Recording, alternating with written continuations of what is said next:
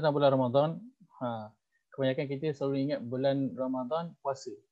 Sampai bulan Ramadan tu dikenali sebagai bulan puasa. Tetapi sebenarnya bulan Ramadan ialah bulan Al-Quran. Dia bukan bulan puasa. Bukan maksudnya jangan puasa. Kena puasa lah. Bukan maksudnya jangan puasa lah. Ustaz Fahir kata bulan Ramadan bukan bulan puasa. Bulan Ramadan, dia adalah bulan Al-Quran. Allah kenalkan dia kepada bulan Al-Quran. Allah tak sebab apa? Sebab apa? Kerana bila Allah sebut tentang Ramadan, yang kena puasa itu siapa? Allah kata apa dalam ayat 185 itu? Faman syahida minkumus syahra falyasum. Siapa yang bila sampai bulan Ramadan dia hidup. Dia hidup pula bukan setakat dia hidup dalam keadaan dia sihat. Dia tak uzur, kan, ada uzur dan sebagainya. Tapi poin dia hidup waktu masuknya bulan Ramadan. Itu dia kena puasa. Tetapi Al-Quran, seorang Muslim itu kena beri perhatian bila masanya? Pada bulan Ramadan dan juga pada bulan yang lain. Maka sebab itu Ramadan dia adalah bulan Al-Quran. Dia adalah bulan Al-Quran untuk kita menghidupkan lagi Al-Quran. Kerana Al-Quran ini memang kita kena hidupkan pada 11 bulan yang lain dan kita kena lebih lagi pada bulan Ramadan. Sedangkan puasa itu hanya wajib pada bulan Ramadan sahaja. Itu pun pada siapa yang dia dalam keadaan sihat sahaja. Kalau dia bukan orang Islam, dia tak perlu berpuasa. Kalau dia orang yang sakit, tak perlu berpuasa. Orang yang uzur tua, tak perlu berpuasa pun. Tapi kalau dia, namanya orang Islam, dia sakit, dia tua, dia tetap kena baca Quran. Dia tetap kena ada tanggungjawab dia terhadap Al-Quran. Sebab itu bulan Ramadan ialah bulan Al-Quran. Sebab itu Imam Malik masuk je bulan Ramadan, apa yang dia lakukan? Dia akan tutup semua kitab-kitab dia. Kan? Kitab-kitab dia semua dia tutup dan dia akan buka Al-Quran. Kalau orang datang bertanya dengan dia tentang masalah fiqh ke dan hukum hakam dan sebagainya, dia akan kata, ini adalah Ramadan. Ini adalah bulan Al-Quran. Aku nak beri perhatian kepada Al-Quran. Sebab itu kalau kita lihat para sahabat ataupun salafus soleh, mereka pada bulan yang lain, mereka dah memang beri perhatian pada Quran lah. Tapi bila bulan Ramadan ekstra. Sebab itu Imam Syafi'i kan, bulan Ramadan, selain pada bulan Ramadan, dia baca Quran tak? Dia baca Quran. Dia khatam Allahumma salli Muhammad sebulan tu 30 kali. Tapi bulan Ramadan dia khatam Quran berapa kali? Dia khatam Quran 60 kali. 2 kali ganda dia punya kesungguhan dia lain daripada bulan-bulan yang lain. Itu para salafus salih pada zaman dahulu. Imam Al-Bukhari kan, kalau kita tak tahu kitab-kitab yang lain, paling tidak kita tahu dia adalah penulis Sahih Al-Bukhari. Berapa banyak hadis yang telah dihimpunkan, berapa banyak usaha, berapa banyak umur yang telah dihabiskan untuk menghasilkan Sahih Al-Bukhari kan. Dan juga banyak kitab lain. Kita ambil Sahih Al-Bukhari juga. Tapi bila masuk bulan Ramadan, dia akan khatam satu hari sekali. Satu dia akan khatam sekali. Kita yang banyak sangat masa dengan Quran ni, kita kata saya suka mengaji setiap hari. Kan? Cukup banyak tak kita mengaji seperti mana para salafus salih dulu? Masih tidak boleh dibandingkan dengan mereka. Kerana mereka benar-benar faham bahawa bulan Ramadan ini adalah bulan Al-Quran. Puasa, ya betul, puasa.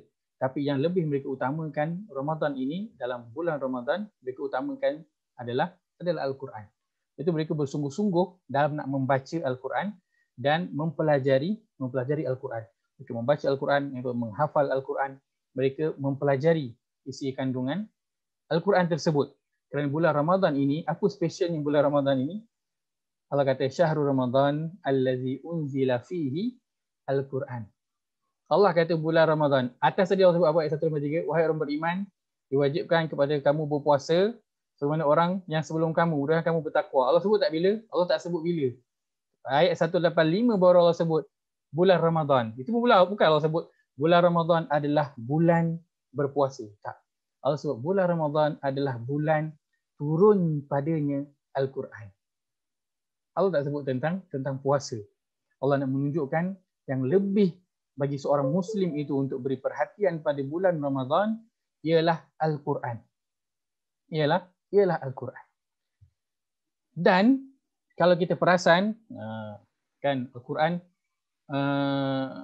keadaan kita dengan Al-Quran pun pelbagai. Kan? Ada orang yang susah, Ustaz, saya belum boleh baca Quran. Susah, Ustaz. Saya ni berangkat lagi baca Quran, Ustaz. Ustaz, susah. Saya ni buka je Quran, mata saya yang tutup. Quran tutup, mata saya buka. Jadi terbalik macam tu, Ustaz. Susah. Maka Allah datangkan kepada kita bulan Ramadan. Allah sebut apa dalam ayat 185 itu? Yuridullahu bikumul yusra wala yuridu bikumul usur. Allah ni dia nak mudahkan, nak bagi kita kemudahan. Dan Allah bukan nak bagi kita kesusahan. Apakah antara kemudahan yang Allah berikan kita pada bulan Ramadan? Ialah apa? Kemudahan untuk kita nak membaca Al-Quran, nak dekat dengan Al-Quran. Bukankah kita secara semula jadinya, kan naturally bila masuk bulan puasa kita tu rasa nak baca Quran tu lebih banyak dia punya rasa tu. Dan lebih mudah rasa nak duduk sebelum solat ataupun lepas solat untuk pegang Quran baca. Yang dulunya sama je kan, kerja juga. Pergi solat Zuhur juga, tapi rasa susah sangat sebelum Zuhur tu nak ngaji. Lepas Zuhur nak ngaji, rasa berat. Tapi bila masuk je bulan Ramadan, automatik rasa ringan. Nak baca Quran itu rasa senang.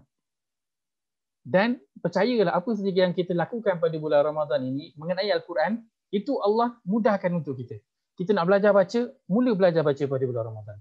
Tapi kalau sekarang janganlah tunggu sampai bulan Ramadan, mulalah sekarang. Jangan tunggu bulan Ramadan, takut tak ada sampai. Takut tak ada sampai bulan Ramadan. Ini persediaan kita untuk nak sampai pada bulan Ramadan, kita nak kena mula bersahabat dengan Al-Quran. Kita ni, dalam rumah kita, bilangan Al-Quran dalam rumah kita adalah lebih banyak daripada bilangan Al-Quran waktu mula-mula dulu ditulis pada zaman Osman bin Affan. Waktu zaman Osman bin Affan tulis, ada berapa bilangan nuskah Quran? 4 je ada. Satu dihantar ke Kufah, satu dihantar ke Basrah, satu dihantar ke Syam, satu lagi disimpan pada Osman radhiyallahu anhu. Maka Quran yang ada kat rumah kita ni lagi banyak sebenarnya daripada Al-Quran yang ada pada zaman Uthman radhiyallahu anhu. Maksud dia satu negara Islam waktu itu semua 4 je yang terkumpul, ada 4 je. Rumah kita lagi banyak. Maka selebih sepatutnya lah kita memberi perhatian kepada Al-Quran. Malu kita Quran banyak kat rumah. Maka bulan Ramadan kita nak, waktu tu kita dah nak mahir dengan Quran. Bila kita nak mula dengan Quran, mulalah sekarang. Mula bersahabat dengan Al-Quran sekarang. Jangan tunggu sampai bulan Ramadan. Kan bulan Ramadan tang tulah nak Quran, tang tulah nak puasa, tang tulah nak puasa, nak solat sunat, tang tu nak tarawih, semua tang tu tak ada lah. Maka waktu bulan Ramadan, waktu tu kita nak memperbanyakkan masa kita dengan Quran, nak memperbanyakkan baca Quran, nak memperbanyakkan lagi hafazan Al-Quran kita. Maka kita nak mula bila? Kita nak mula sekarang ni, kita nak mula. Kita nak mula bersahabat balik dengan Quran ni sekarang. Kita nak mula bersihkan debu-debu pada Quran kita tu sekarang. Sebelum nanti sampai bulan Ramadan, waktu sampai bulan Ramadan kita dah ready dah dengan Quran. Kita bermula daripada sekarang, kita bersemangat tunjuk kesungguhan kita untuk mula bersahabat dengan Al-Quran. Mudah-mudahan bila kita masuk bulan Ramadan, kita dah terbiasa dengan Al-Quran ini. Maka dengan puasa kita, dengan Al-Quran kita, insya-Allah Allah akan beri hidayah. Itulah yang maksudnya Allah sebutkan dalam akhir ayat 185, la'allakum tashkurun. Allah sebut apa? Walitukmilul iddata walitukabbirullaha ala ma hadakum.